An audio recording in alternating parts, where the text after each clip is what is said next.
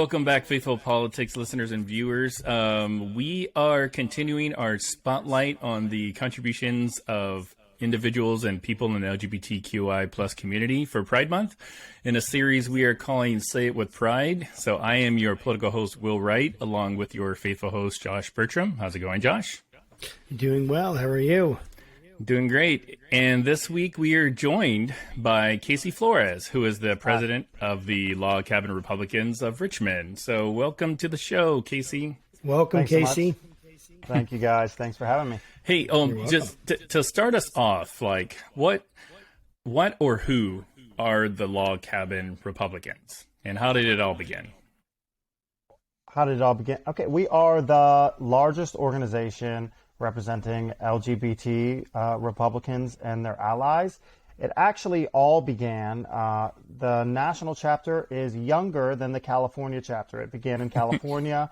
Ronald Reagan was the governor, and there was a proposed bill to not allow homosexuals to teach in public schools.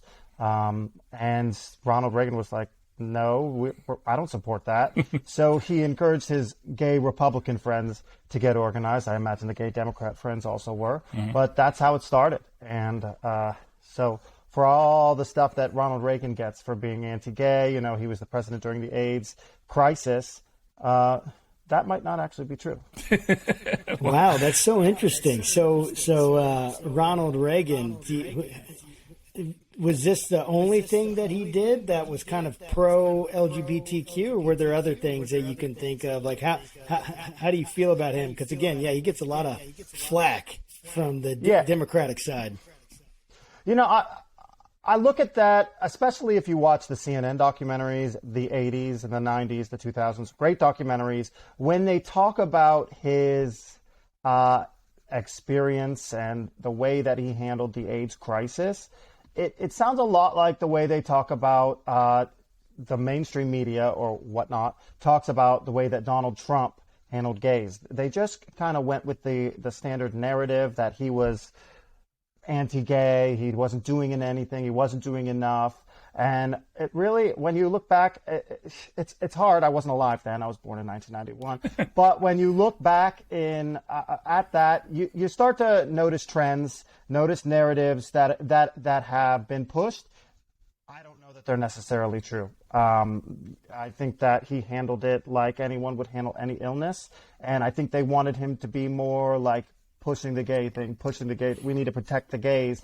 And I think that kind of let down some of the activists at the time, but he did handle it, obviously, in the way that you would handle any health crisis. So, yeah. Well, are you, what's the significance of the term log cabin? Like I kind of in preparation of this, I also looked up Log Cabin Democrat.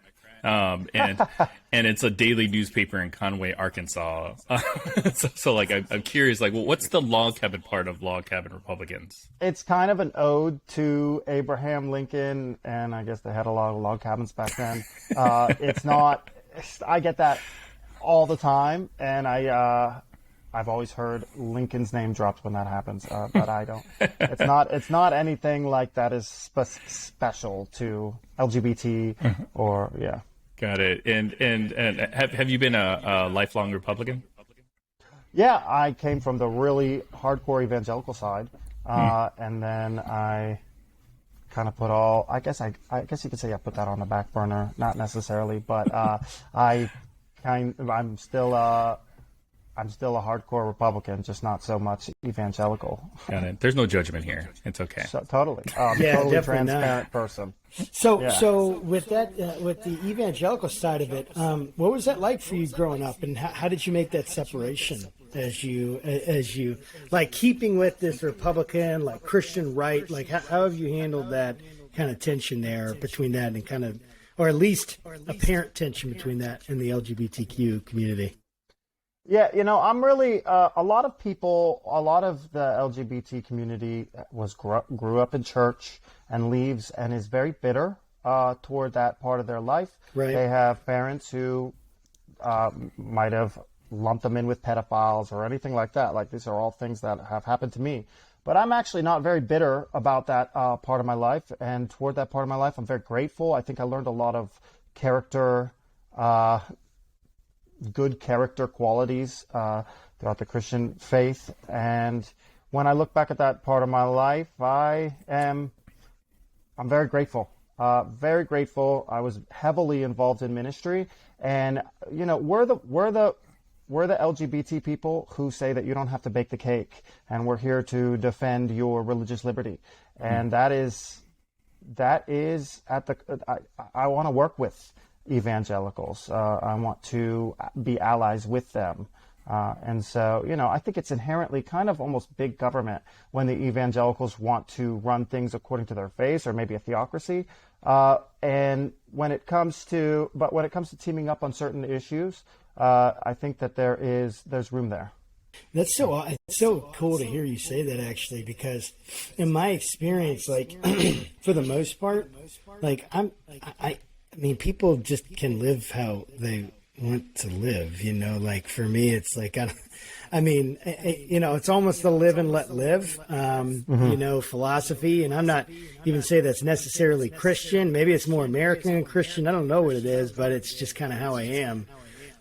But I guess my question is, as you're going through, like, what has been like, let me put it this way. What's the biggest disappointment that you've had with the evangelical community in terms of like this, like there could be an alliance, but it seems like there isn't. Like I've never heard of the Log Cabin Republicans, which is like you've been around since the 80s. So why haven't I heard of you? And why hasn't this been more like that? What's kind of the crux to that tension, and what's disappointed you maybe about it?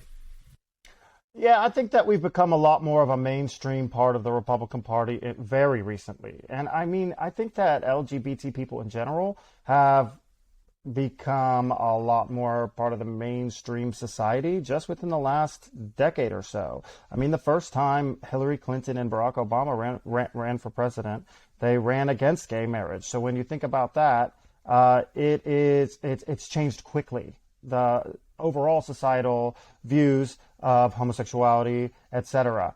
Within the Republican Party, you'll now see polling data that is more than a year old, I think, that says that more than 50% of the population of the Republican side supports gay marriage. So I think we are.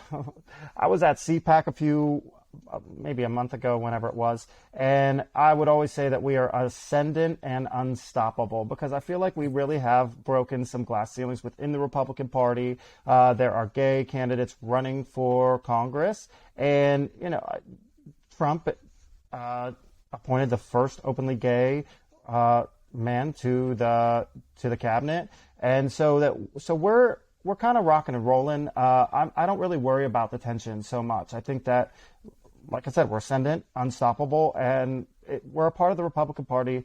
Whether the hard evangelicals who don't think we should be, like it or not. That's interesting, and I'm wondering if, like, do you feel that like your efforts are spent more on making the Republican Party more inclusive and sympathetic to LGBTQ type issues, or are they, spent more on advocating for like conservative issues through like the perspective and experience of LGBTQ people? Yeah, I think I'm the president of the Richmond chapter. I think each chapter kind of has a different focus. If you're in a state that the Republican Party has a hard time accepting gay people, that is maybe a big part of your push. I haven't had that issue very much in Virginia. Our very second meeting, we had Glenn Youngkin as our guest speaker. We have been very warmly welcomed into the Virginia GOP. And I am speaking every year. They have a conference. It's kind of like Virginia's CPAC, but I'm speaking on 2 panels. I spoke on one last year. They're really excited about how we're kind of changing the narrative. For me, that's my main focus, is changing the narratives among the normies, among the apolitical people. They're very shocked to find out that there are gay Republicans. But in fact, we have grown in numbers, And as we've achieved, I truly think that for the most part, we've achieved equality. As we have done that, people have started to shift their votes over. When it was 2016, Donald Trump got about 14% of the LGBT vote. And in 2020, he got 28%. And so we're almost a third of the LGBT population votes Republican. And I think that's a narrative shift that is really underreported and really underdiscussed. So. Yes, absolutely. I've never heard that. And I don't feel like I'd ever hear that on CNN. I don't even think I'd hear it on Fox News. Why do you think that's the case? What's going on with the media, and like why do you think they're so reticent to report on this kind of stuff and actually report the data? I think it's kind of just like everything. If you see a black Republican come up, they don't necessarily get warmly welcomed by the mainstream media. Some of them are, in fact, painted like a crazy person. And then, with us, people, they cover us, and Fox News, actually, they did recently run something about the Log Cabin Republicans of Richmond. Gotcha. And that's great. The president of our organization, Charles Moran, he just wrote an op-ed with them. So they've been playing nicer. Just as we've grown in significance and numbers, I think that you'll start seeing more and more of it. But I mean, I don't know. I'll just say that's what I think. But as we start to grow in numbers, people will start to talk more and more about us. I think that the left wing kind of mainstream media won't shine a spotlight on us necessarily unless it's to bash us, and that's to be expected. Now is how do you become a member? And if I recall, like, to be a member, you don't necessarily have to be gay per se. Yeah. You can be like an advocate or an ally. Is that correct? Totally. Yeah, we have allies that come to our meetings I think our meetings, we have monthly meetings in Richmond. I think our meetings are the coolest political meeting in town. A lot of people enjoy being there. They're a little less formal. Every single night, these politicians and the elected officials, they have to go dress up fancy. And here, not necessarily. And we're a little bit more laid back, but to become an official member, there's membership dues. But we welcome everyone. And I'd imagine that they'd be pretty fun. Like I said something that like my wife, like, I don't know, like she hid from a statement that I said once on the show where I said I think that gay people have like the best sense of humor, kind of like black comedians, like maybe I'm partial, I don't know, but like but I'd imagine that like your meetings are pretty fun and just and productive. I'd imagine like you have like a close-knit community of people that are kind of striving for sort of the same mission, the same goal, so to speak, for inclusivity. You know what I'm trying to say? Inclusivity. that word. Thank you. So my question to you is, are there, like, as a Republican, I'm sure that you probably support most of the normal, I don't know, Republican, conservative type of things, limited government, strong national defense, free markets, what have you.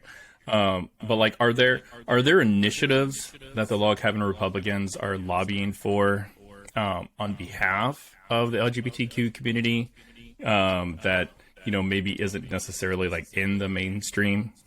Totally. I think one specific example is the recent bill that passed in Florida. Many call it the Don't Say Gay bill. That's just not accurate, but it is the narrative that's been built from the left. But we actually helped them with that bill, helped work with them on some of the language. There was a provision in there that would have required, I believe that it would have required teachers, if they found out that their students were LGBT, that it would have required them to report their sexuality to their parents within, I think it was like 6 weeks.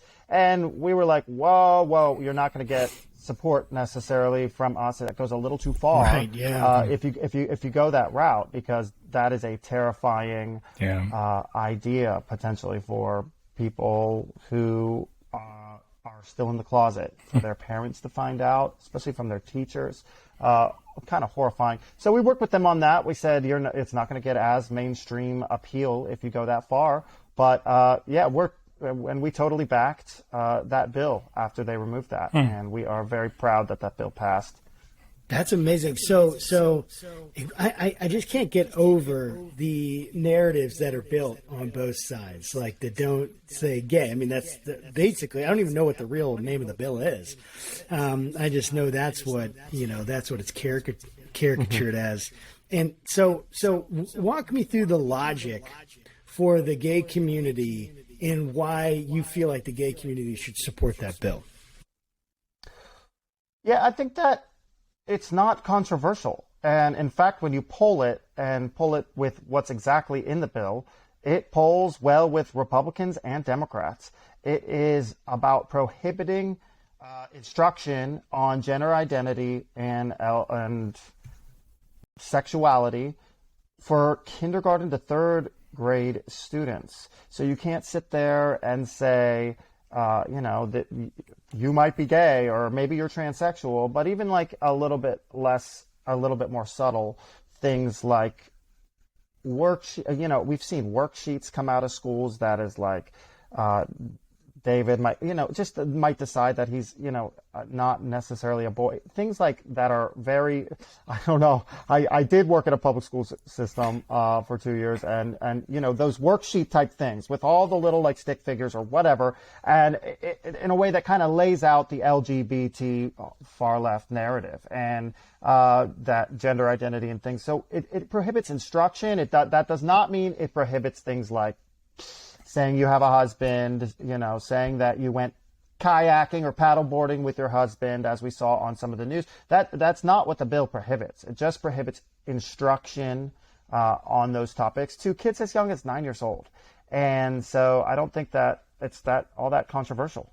Yeah, that makes a lot of sense. But, so it sounds like, that this narrative that we've heard that the LGBTQ community is basically monolithic.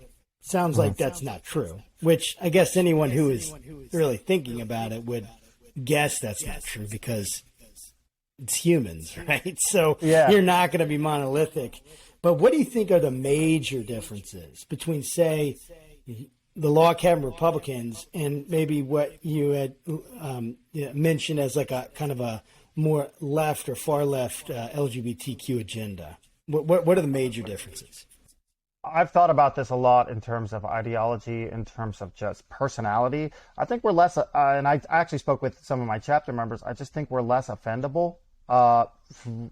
Republican gay people that turn out to be Republicans, we're less offendable. I think that we are able to look objectively at the situation and say, wow, we really are equal. We can marry, we can adopt, and we can't get fired for being gay.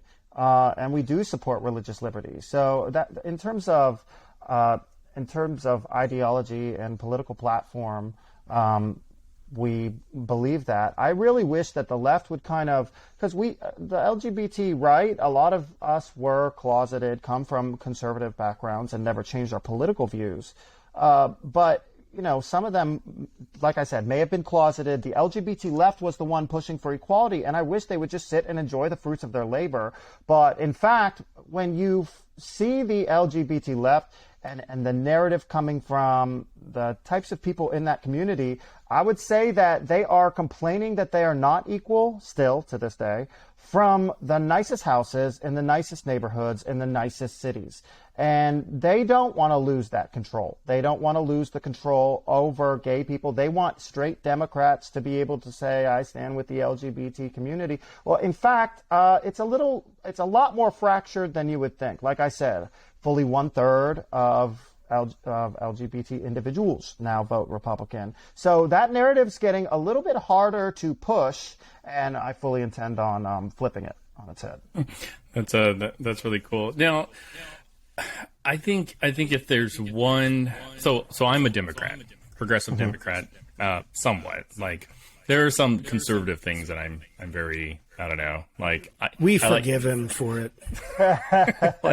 like I like my guns. Okay, I'm a former army guy, so I Nice. like my guns. But okay, aside from that, I'm Democrat. I wave the blue flag, wear the blue shirt. So are all of you.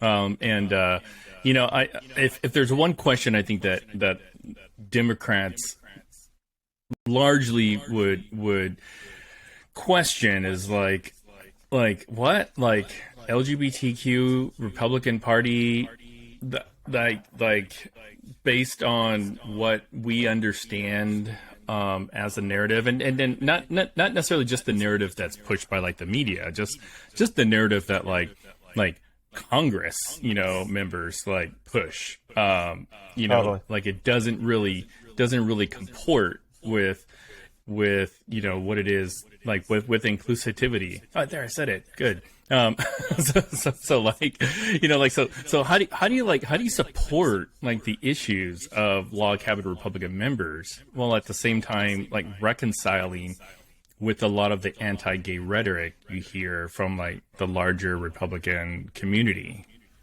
Sure, that does happen. I don't think it's the larger aspect of it, but that is a thing. In fact, here in the state of Virginia, you know, you have the Representative Bob Good, who actually I think won the primary because friends of mine got married, and Bob Good's primary opponent married them, and he's a Republican, and he drove that into the ground, and that's why he was able to become the nominee. I've actually reached out to Bob Good, would like to work with him on things, but you know, the reality is we've made it. We've made it. We do try to push, like I said, we can marry, we can adopt, we can't get fired for being gay. We do try to push, especially in the suburban areas, the swing districts, which there are becoming less and less swing districts. But we do think that it is a good thing to support LGBT rights. But, you know, if Congress today were to vote on gay marriage, it would pass overwhelmingly bipartisanly. The Supreme Court did rule on that. It would have been nice to come from Congress so that we could settle it once and for all, Yeah. all in a democratic way and in that type of way. But the Supreme Court handled that for us. And I think that at that time, the Republican Party probably would have had some supporters, but not necessarily all. Public opinion has come around so quickly on this. I think that people saw that after gay marriage passed, it didn't necessarily end the world. But there are people, and you know, I'm not going to criticize people for their faith. I'm not going to do that. That is, I respect people's faith, and if they disagree with gay marriage, that's fine. We just had Leon Benjamin in. He is a pastor running for Congress in the Richmond area, and you know, and I said up there, we don't agree on everything, but I personally would much rather have a country that is run by right-wing evangelicals that disagree with gay marriage than the left as it currently is. I really would. And one, we've made it. I don't think we're going to go back. But two, I think there are more important issues than this. And I think I heard Rick Grinnell say that one time, and I was like, okay, if he says it, I could say it, because I do agree. And I would vote Republican before, and I would vote for Bob Good over the Democrat challenger. So there are those things. You know, and it's interesting that so in Obergefell v. Hodges, which is the Supreme Court case that legalized gay marriage in the country, you know, like one would consider it as like settled law, so to speak, law. Like it was a Supreme Court decision, so it wasn't necessarily codified and like the USC, similar to like Roe v. Wade, right? So like Roe v. Wade isn't necessarily like codified in Congress either, but like in the most recent like Supreme Court hearing, confirmation hearing of Justice Ketanji Brown Jackson, like Senator John Cornyn from Texas, he brought this up. Like he brought this up in his statement, you know, and I'll paraphrase basically where he was conferring or comparing, you know, Obergefell v. Hodges with like Plessy v. Jack Ferguson, and was said. He said, when the Supreme Court creates a right that is not even mentioned in the Constitution, the independence and the legitimacy of the Supreme Court itself is called into question. And which makes me sort of wonder if rights for gay marriage, or if the gay marriage right is threatened, kind of like in the 21st century. Like, what's your take on that? Yeah, I think that we've come so far that within the Republican Party, and that we would be able to stand firm and ensure that the forces or whatever that wants to repeal it or whatever, that they wouldn't win. They just wouldn't. We not only have moderate Republicans that support us, we really have some of the most prominent voices on the populist right, including Matt Gaetz. He is a huge supporter of us. He actually just spoke at our Miami meeting, a log cabin chapter meeting. And we have people that just support us. They don't necessarily, with their faith, support homosexuality, but they support us because they look at it from a legal perspective. And really, I don't think there's really much legal justification to prohibit it. And yeah, that's kind of where I come down on that. You had mentioned that that you wish it had gone through the normal democratic process. Mm-hmm. And we had we've interviewed and talked to a lawyer, Eric Berger. Well, he's a professor of law in Nebraska. Great guy. We've had him on the show several times. And one of the things that he said that that Roe v. Wade, its future is far from certain, in its current context. Mm-hmm. And essentially what would happen, right, is it would move back to the states. And I guess to kind of come on to piggyback on what you just said, I don't know if this is a challenge or not, but do you feel like it, like, how would you feel if it somehow was reversed? Would that be a devastating thing, or would you feel that was positive because now it's gone back to the states to make these decisions? Yeah, I would. I would say that Congress federally could probably pass something, and we could handle it that way. When it comes to the states, Virginia is a state that has in its state constitution, marriage is between a man and a woman. We are working on that. I would actually prefer issues like that, go to the public. The state public, and that the people at large vote on it. I think in every single state, it would overwhelmingly pass. Even, I don't know, Tulsa, Oklahoma. I almost said Tulsa. Even in Oklahoma, even in Texas, even in, it would overwhelmingly pass. People are ready to put it behind them. So I really am not that worried. I think that you would have massive freakouts from those very elite gay people on the left that have very nice condos in Hell's Kitchen. But I personally wouldn't be too worried about it. Yeah, that's really interesting to hear. I would love to shift it to like this idea of the diversity, especially religious liberty, because I've honestly never had a conversation with a member of the LGBT community that has said what you said. That, and not that they obviously they exist, and I'm sure they're more prominent than I knew or know because of the influence of media and stuff like that. But talk to me a little bit about your values, and even as a gay man in America, wanting to coexist with people that disagree that you should be married. Why is that so valuable? I'm just super fascinated about that because I think we agree. We probably agree on a lot more than I ever would have believed that we would have, because I'm like your typical extremely conservative, but probably not so much. But that's like what I'm supposed to do, on the show. Like that's my thing. Like and I am. But I mean, I've obviously I've shifted a lot. Before you answer, just to give you a little context, like, so I was very, very influenced by Ryan Anderson. Do you know Ryan Anderson, Ryan T. Anderson? He wrote a book called What is Marriage? He wrote that. He's a Catholic. In the Catholic Church, you know, it's a very strong stance against same-sex marriage. But they wrote a piece. It was in the Harvard Law Review, and then he became a book. 3 authors that, including Timothy George. I think it was Timothy George, Ryan Anderson, and Sergis. I always butcher his name, but they basically made a natural law argument that marriage should, like the traditional view instead of the revisionist view. That's basically how they divided it.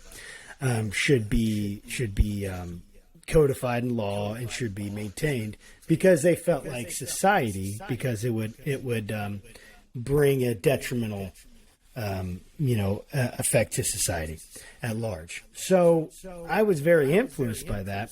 And in 2015, my brother-in-law came out to our family, and he's now married to his husband, and which I struggled to even, just full transparency, I struggled to even call them husband and husband. Sure. Yeah. But you know, I've done a lot of work, a lot of thinking, been really challenged, and I'm much more, I don't know what to call it, open, maybe, much more.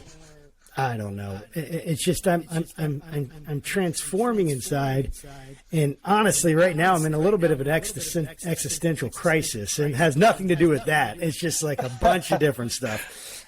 So it's like all these things are getting mixed up, and the reason I give you context is so you can kind of understand where I'm coming from.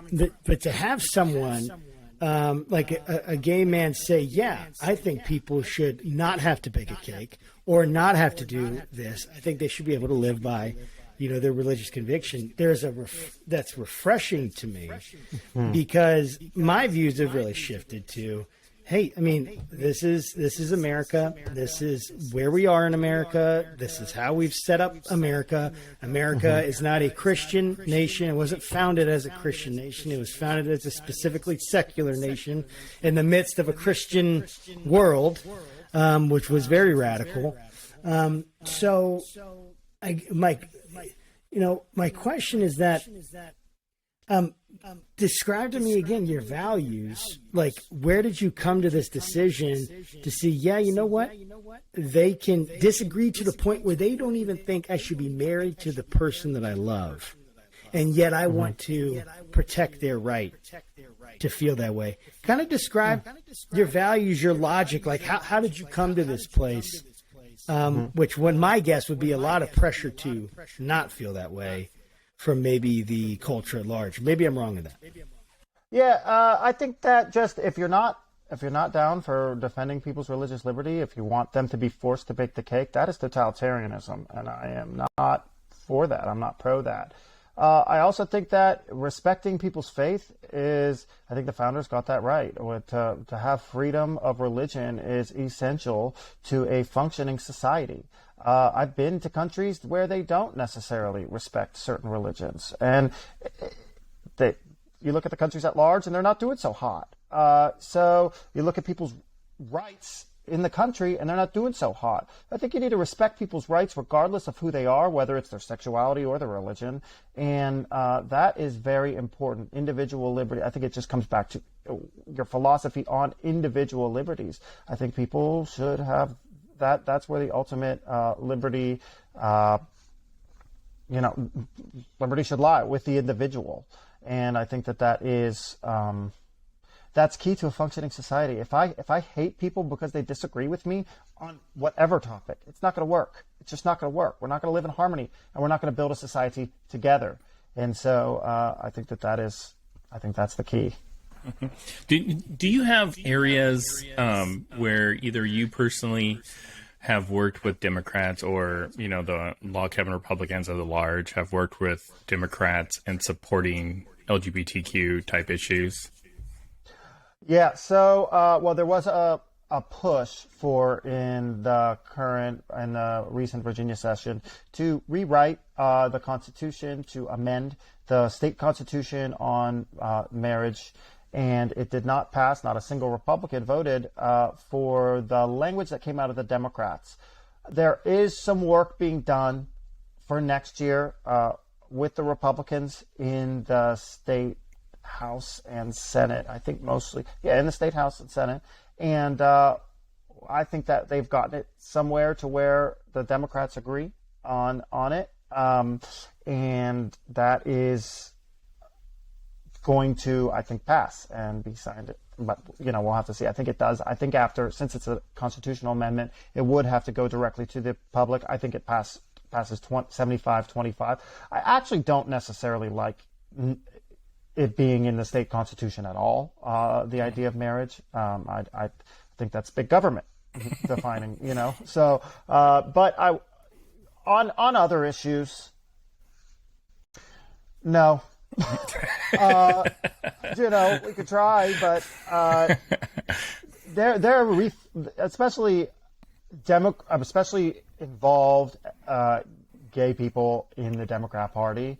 Their reflex is almost to say you're a self-hating homosexual, and so I just don't have really much interest to. You can't do anything if that's you can't work with them on anything. Yeah, there's no common ground. Where they're coming from. Yeah, how am I even supposed to move? I would, and I've been to LGBT happy hours on here in the city of Richmond, where if I'm the only Republican or one of 2 or 3 Republicans, and there's like 20 Democrats. They are nice to me in person for the most part.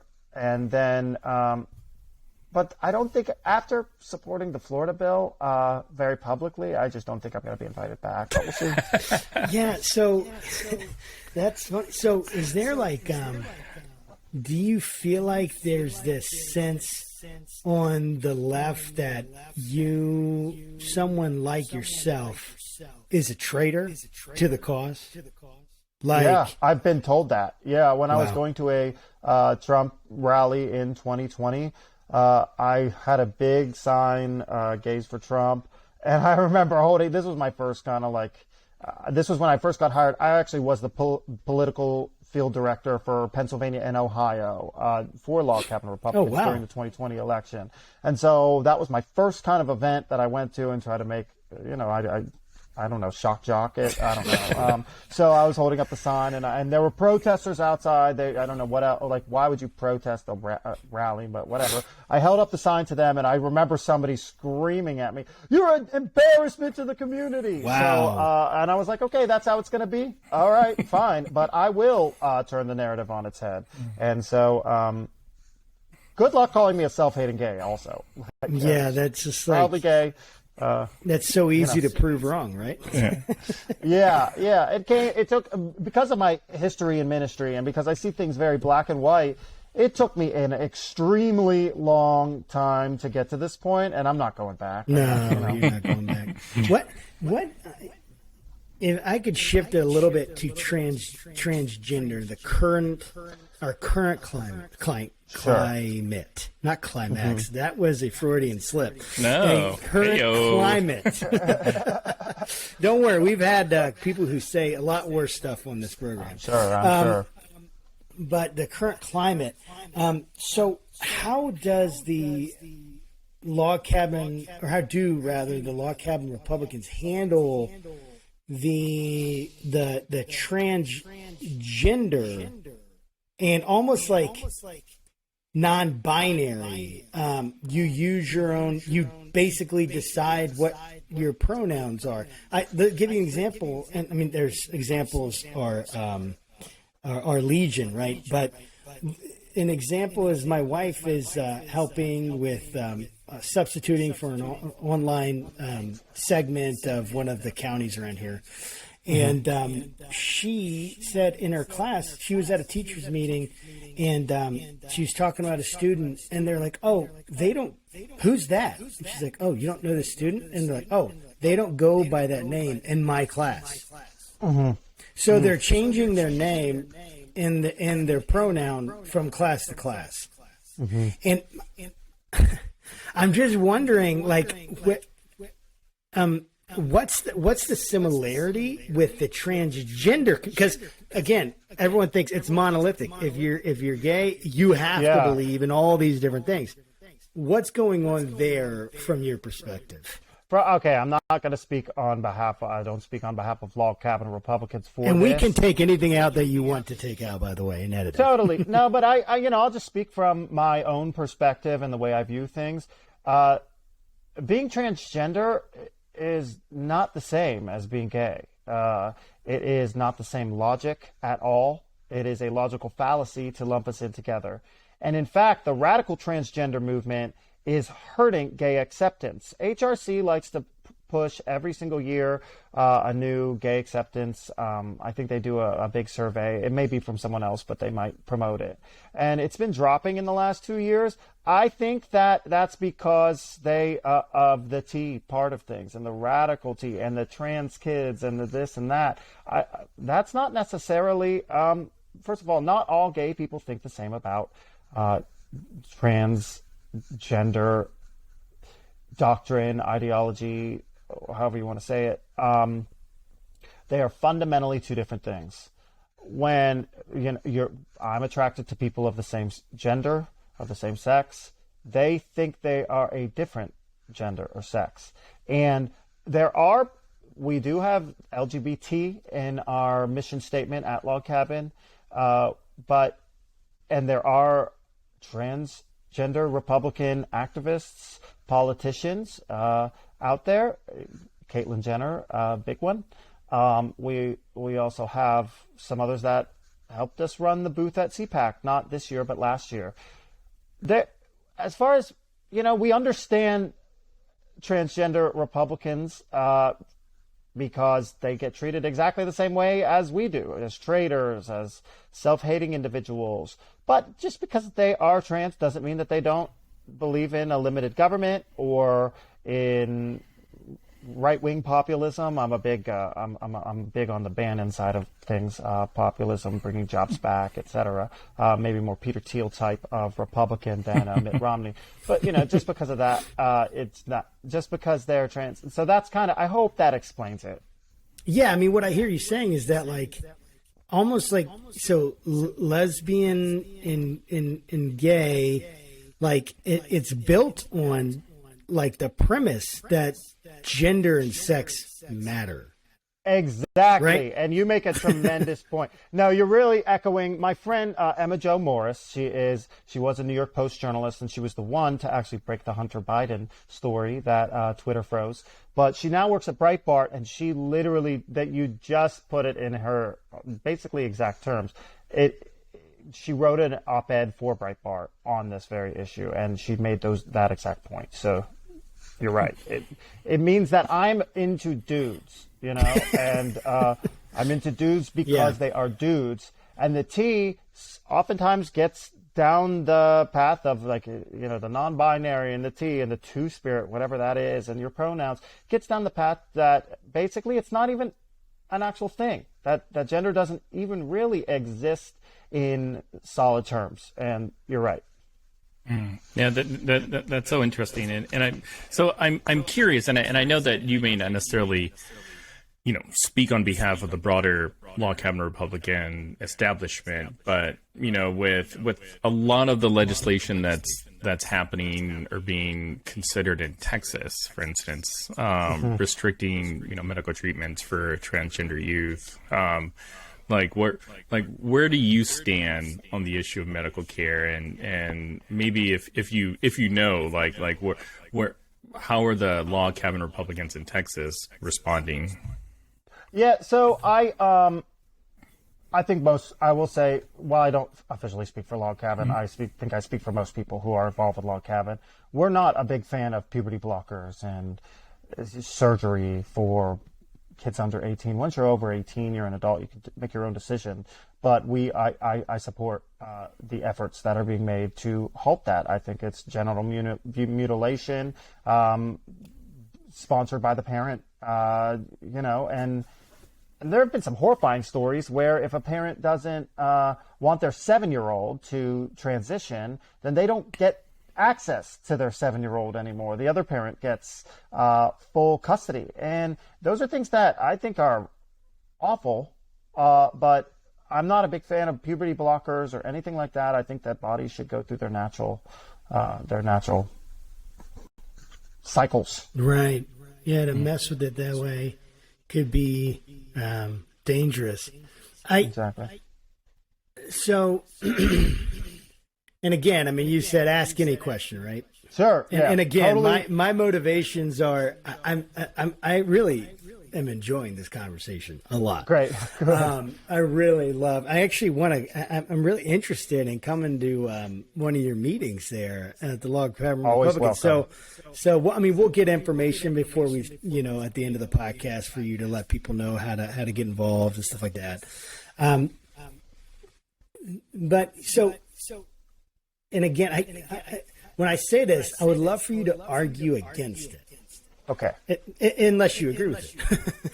But so the argument that I've heard, right, is that when you've changed a marriage from the monogamy and permanent monogamous and complementary or whatever, like this idea of procreation needing to be a part of marriage, a central idea that basically a central idea, right, is that marriages produce children, or sex between male and female produce children. Marriage protects the family unit, which protects children, which protects the future. Okay. Mm-hmm. Just a very, crude reconstruction of the argument. There's a lot of other nuances to it. So one of the things they said is when you've moved marriage from being about children to being about the needs of adults, love, for instance, that's very hard to define. And it's very hard to keep that as a definition of either monogamy, permanence, any of those kind of and I say a lot of it is from this natural law kind of argument that I had mentioned before.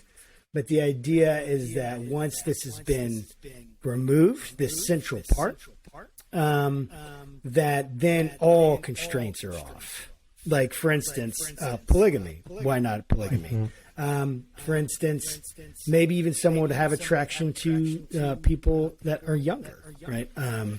Pedophilia. Again, in no way am I saying that someone who's gay is a pedophile. That's a logical. Totally. But it changes the order, the natural order. Right. It's been in, and then all bets are off. It could lead to wild things. So yeah, just respond to that. Like, how do you respond to that? What do you think about that? And even help me, like, with that. How would you define marriage for? Like, how do you think marriage should be defined? Is it defined well right now in terms of the broader society, or should it be defined differently? What do you think? Yeah, well, the church that I came from, they'd often make the case that marriage is between a man and a woman. It's God ordained, and that's the way it is.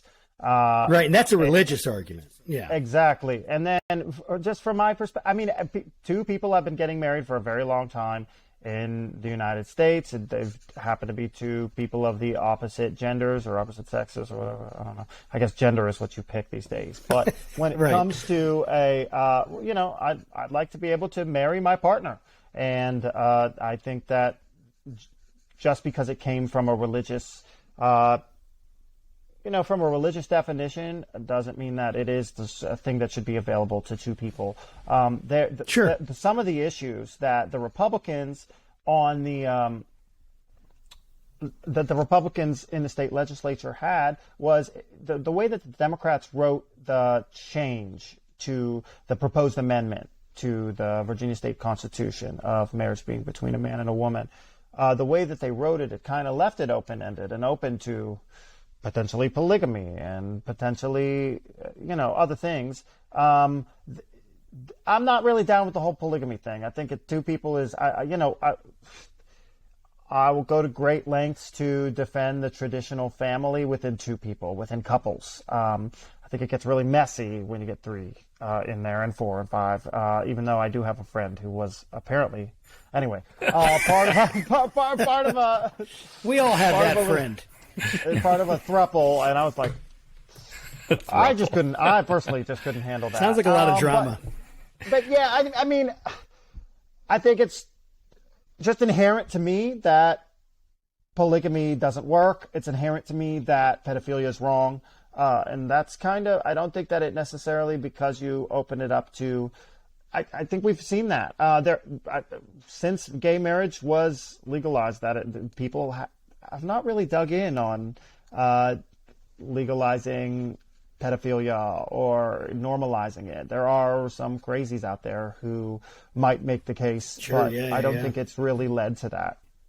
You know, I was really surprised on the log cabin's website. If you wait 1 second, I need to shift. My leg is falling asleep. It's okay. No worries. I was trying to get. Yes. I was trying. Oh gosh, That's so much better. that's a lot better. I hope that doesn't. I hope you all don't mind. No, Not at that's all. fine. Hey, comfort's a real big aspect. yeah, So great. everything okay? Leg is doing good. Yes, legs receiving blood now. Yeah. So I was saying I was surprised to see on the log cabin's website kind of their stance against conversion therapy, and I mean, it's one of those things that I know or knew that happens or occurs, but like, is it such a systemic issue that that one still either happens today and or something that you guys are actively fighting against? Well, fun fact, I attended conversion therapy, and I'm kind of a radical. I think if you're religious and you would like to be able to attend that, I think you should be able to. They oppose it, I think, for people under 18. I don't think that they oppose it for over 18, as if it should be a banned practice. But I think that if you're going to go so far, I understand. I do understand. It drove me crazy. I mean, the whole process of coming to grips with my attractions, my sexuality, did drive me a little crazy. I think I came out better, and I'm even grateful for the time that I went to conversion therapy. I'm grateful for what I learned. I'm grateful that it helped me figure things out. Not everybody comes out of it like that, though. Like I said, a lot of people come out of the religious experience very bitter. But I think if you ban conversion therapy, then you should ban gay camp for teens, which exist all around the country. But yeah, so I'm a little bit different. I diverge from the Log Cabin Republicans' official stance, but I understand it. I understand. What was that experience like? I mean, whatever you want to share about it. Sure, yeah. Well, for me, I read the book by Ted Haggard's wife, if you remember Ted Haggard. He was the pastor of a... I remember. Yeah, I'm sure. But just for the audience, he was the pastor of the mega church in Colorado Springs. I think it's Grace. It was like 10,000. New Life something. Yeah. And like 10, 20,000 members, and he was caught in sneaking up to Denver and getting massages from a male escort, and then some, I guess, doing coke or whatever. I read his wife's book, and she said that he did eye desensitization rapid movement. It's the way that they treat EDMR, EDRM. It's the way that they treat PTSD. And they wanted me to live down my past gay experiences, and didn't work. But that was kind of it. I don't know that is the way that everyone does conversion therapy, but the way that it was kind of framed within that book, that's what helped Ted Haggard. I'm sure Ted Haggard is still attracted to men, but that's what helped him apparently normalize, and that's what I requested when I went to a Christian counselor. Yeah. So that's so fascinating, because I've never even actually known what it actually is. I've heard it, and I've never really even known what it is. So I have all these. I mean, I am a messed up person. I have so many issues, so broken, and so many different things going on, and inside, and treating these things like it's almost like this conversion therapy from a religious perspective is trying to treat something that's like a physical, like it's just a physical thing that needs to be changed, as opposed to a spiritual reality in some way. Whether you see it as is somehow a reality that's somehow diverting from what's ideal or good or whatever, or you embrace it as such. What do you think about the spirit, the soul, and how that interacts with your desires for the same sex? Well, I come from the tongue-talking side of things. I worked for Teen Mania Ministries. Me too. Yeah, okay, great. I worked for Teen Mania Ministries. I'm sure you know about them and Acquire the Fire, Ron Luce, IHOP, Bethel, International House of Prayer, not pancakes.